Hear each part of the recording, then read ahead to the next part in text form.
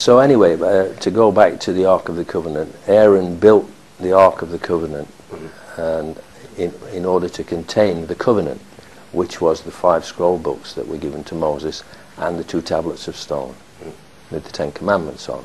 So that was the covenant. The covenant is a contract between God and the people, the 12 tribes of Israel. Okay, and in it contains blessings for keeping it and curses, which are the penalty clauses for not keeping it.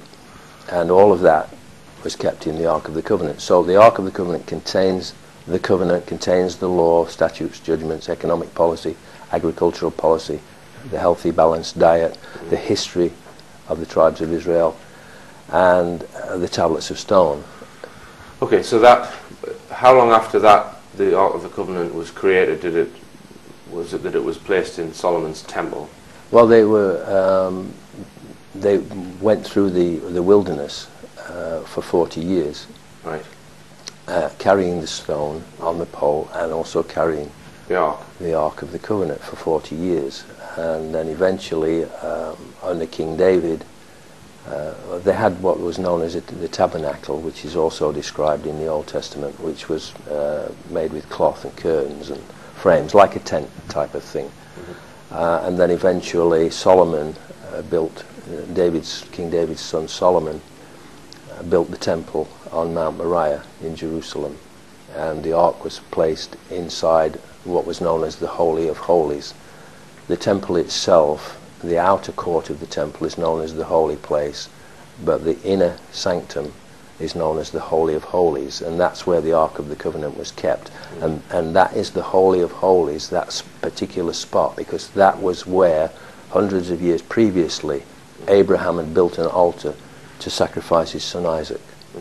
Okay, so that place, Abraham with his son Isaac sanctified that place as the holiest place on earth. And this is and that's where that was where the Holy of Holies inside Solomon's temple was built, over that spot, and that's where the Ark of the Covenant was placed. Right. Tell us what the name of that, of the stone. It's the known correct as, name of the stone. It's known as Jacob's Pillar. Jacob's Pillar. But the stone became the throne of David, and King David, King Solomon, his son Rehoboam, and all the descendants, all of the monarchs descended from David, were crowned on that stone, on Bethel, Jacob's Pillar.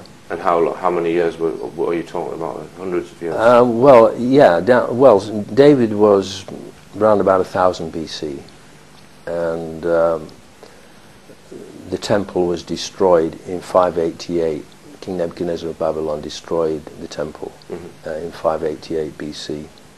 And Jeremiah the Bible prophet took the stone from the temple and the Ark of the Covenant and some of the treasures from the temple, golden treasures, put them in the Ark.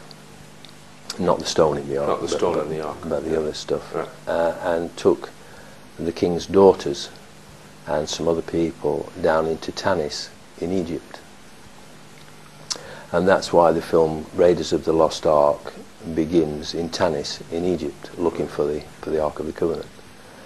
And when they got to Tanis in Egypt, the Pharaoh, who had been an ally of King Zedekiah of Jerusalem against King Nebuchadnezzar of Babylon, gave Jeremiah and gave the daughters of Zedekiah, the princesses, gave them a palace at Tanis, and the remains of it are still there today. It's known in Arabic as Qasir bint al-Yahudi, which means the palace of the daughters of Judah.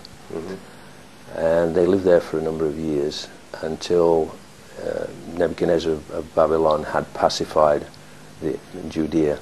What he did was he destroyed the temple, and he took all of the inhabitants, apart from a very small remnant who could be like caretakers of the land. He took the majority of them into Babylon as slaves. So they were told to leave, and they left Tanis in Egypt. And they got a ship from Tanis and sailed through the Mediterranean. This is with the stone and the Ark? With the stone and the Ark of the Covenant. Right, so yeah. this is where... And the king's eldest daughter, who was called Teotefi.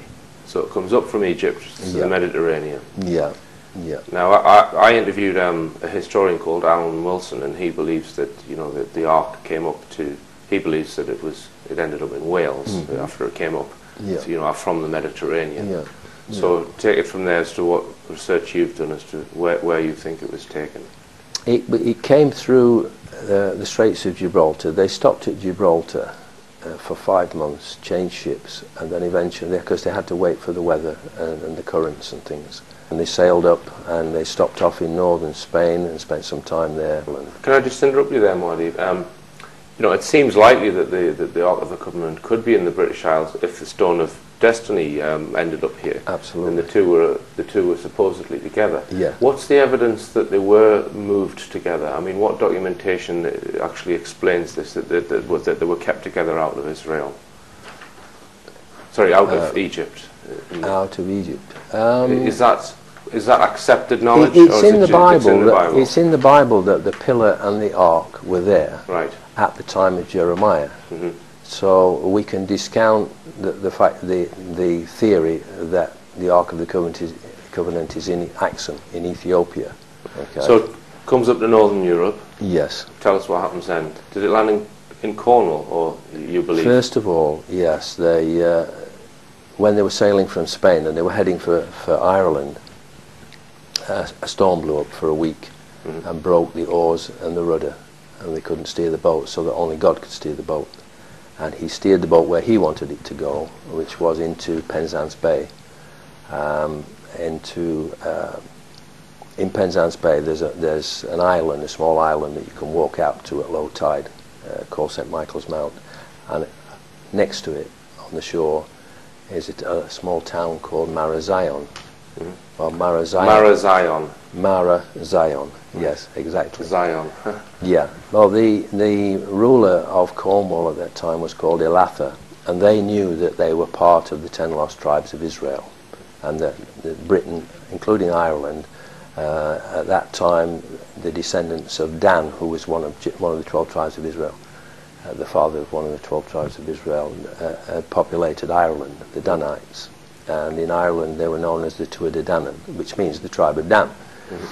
Okay, but in Cornwall, Elatha was the ruler there, and they knew that they were Israelites. And when Jeremiah, and the boat was blown into their location, and Jeremiah, and she had then become the queen. Teotefi was the elder daughter of King Zedekiah of Jerusalem. But once he had, and his sons had all been killed, they all died in Babylon, she then became the Queen of Israel. And so when Jeremiah and the Queen of Israel, Teotefi, landed at Marazion, they told Elatha about the fall of Jerusalem, the destruction of Solomon's temple, and all that had happened. And he wept bitterly over the fall of Zion. And Mara means bitter, and Zion is Jerusalem. So it means, the word Marazion means bitter over Jerusalem. Hence the name of that island in Cornwall. Well, the island is called St. Michael's Mount, right. But it's right next to Marazion. Okay. And you know, why would a place in Cornwall have a Hebrew name? Right. Now, after arriving in Cornwall, this party with you believe had the Ark and the stone. Yeah. Somehow you believe that they then went to Ireland. Yes, they were headed for Ireland, and so Elatha sent messengers across to Ireland, to Tara, to the High King of Ireland, who was called Eochaid, and asked if they would have safe passage and if they would be looked after once they arrived in Ireland, and that there would be no funny business. And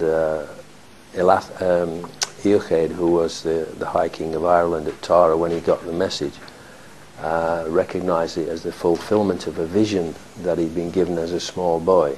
The vision that he was given was that he must not marry, even if he reached middle age, because one day his queen would come from the east.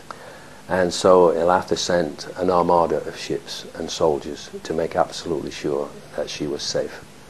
Anyway, she arrived at Tara and she married Eochaid, the High King of Ireland.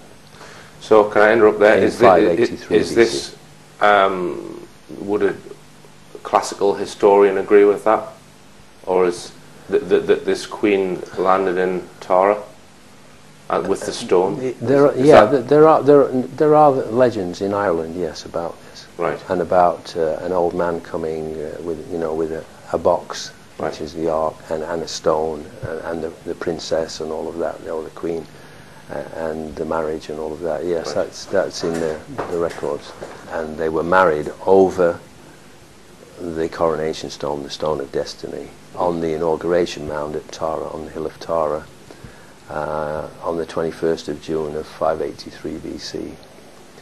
Jeremiah came with the ark in a separate boat, and in Ireland at that time there were all little kingdoms, like warlords, and they were all busy fighting each other. There was a war, and the people who wanted God's law implemented in Ireland were vastly outnumbered, but they defeated the others.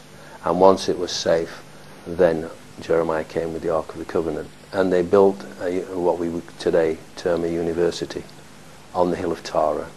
It was called the School of the Olam, and there they taught God's law, the Torah, at this university.